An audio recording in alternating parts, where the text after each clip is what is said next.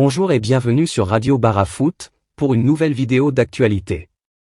Nous commençons en Espagne avec le Real Madrid. Le Real Madrid serait sur le point de finaliser l'arrivée de Jude Bellingham en provenance du Borussia Dortmund.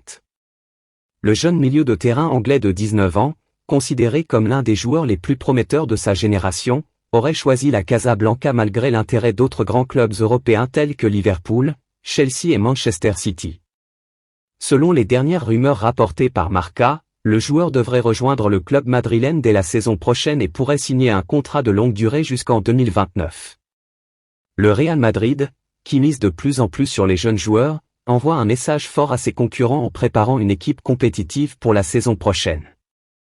Du côté du FC Barcelone, la confiance est de retour concernant le possible retour de Messi. Selon des sources proches du FC Barcelone, le club est très confiant quant à ses chances de faire revenir Lionel Messi cet été.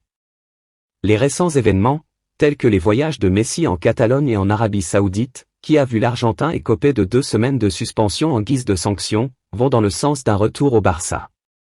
Bien que le club soit confronté à des difficultés financières et doive se conformer aux règles du fair play financier de la Liga, l'argent ne devrait pas être un obstacle pour le retour de Messi. Joan Laporta et ses collaborateurs sont optimistes quant à la réalisation de ce transfert, qui marquerait le retour de l'enfant prodige de la Masia et du plus grand joueur de l'histoire du club. Nous continuons en Angleterre. Pour les matchs en retard de la 28e journée de Premier League, Manchester City a battu West Ham 3-0 et récupéré la première place du classement, tandis que Liverpool a remporté une victoire 1-0 contre Fulham pour se rapprocher de la qualification en Ligue des Champions. Erling Haaland marque encore l'histoire. L'attaquant de Manchester City a marqué son 35e but de la saison en Premier League, un record absolu pour un joueur dans un même exercice. Le cyborg norvégien, auteur de la deuxième réalisation de son équipe, 70 minutes, a contribué à la nouvelle victoire des Citizens. Avec cette victoire, Manchester City reprend la première place du classement et laisse Arsenal derrière, avec encore un match en retard sur les Gunners. Nous terminons en France.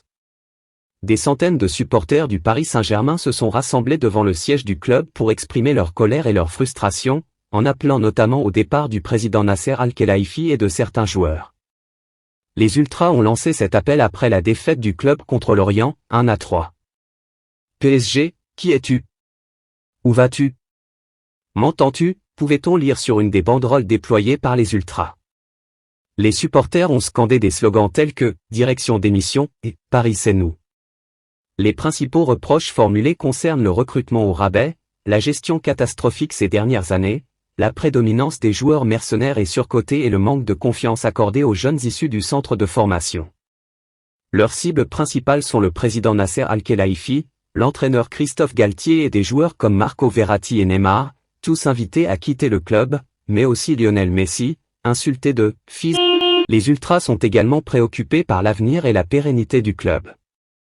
Ils réclament une gestion plus transparente et une confiance accrue accordée aux supporters. Face à ces agissements, le PSG n'est pas resté de marbre. Le club a ainsi publié un communiqué pour condamner les événements de cet après-midi. Le Paris Saint-Germain condamne avec la plus grande fermeté les agissements intolérables et insultants d'un petit groupe d'individus, qui ont eu lieu ce mercredi. Quels que soient les différends, rien ne peut justifier de tels actes. Le club apporte tout son soutien à ses joueurs, à son encadrement et à toutes les personnes concernées par ces comportements honteux, a indiqué le club de la capitale via un communiqué. Que pensez-vous des agissements des Ultras? Et de la réaction du club? Voilà tout pour cette vidéo, n'hésitez pas à vous abonner et à aimer la vidéo.